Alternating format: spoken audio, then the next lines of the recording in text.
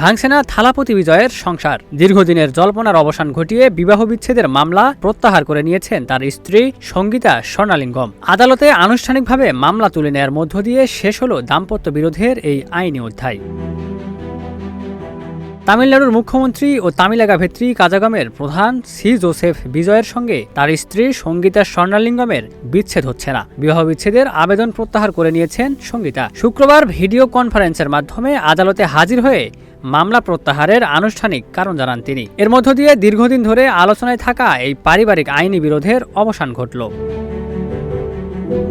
এর আগে চলতি বছরের ফেব্রুয়ারিতে চেঙ্গালপাট্টুর একটি পরিবার আদালতে বিবাহ বিচ্ছেদের আবেদন করেছিলেন সঙ্গীতা। দাম্পত্য জীবনের মতপার্থক্যের কথা উল্লেখ করে সম্পর্কের অবসান ও স্থায়ী ভরণপোষণ সহ কয়েকটি দাবি জানিয়েছিলেন তিনি। তবে পরবর্তী শুনানিতে মামলা প্রত্যাহারের ইচ্ছার কথা জানান সঙ্গীতা। অবশেষে শুক্রবার আদালতের আদেশে মামলাটি আনুষ্ঠানিকভাবে নিষ্পত্তি হয়।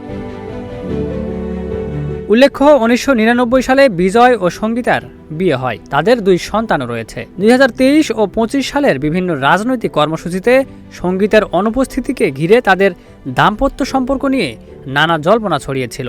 তবে মামলা প্রত্যাহারের মধ্য দিয়ে আপাতত সেই জল্পনার অবসান ঘটল। Ikramuzzaman, news flash 71।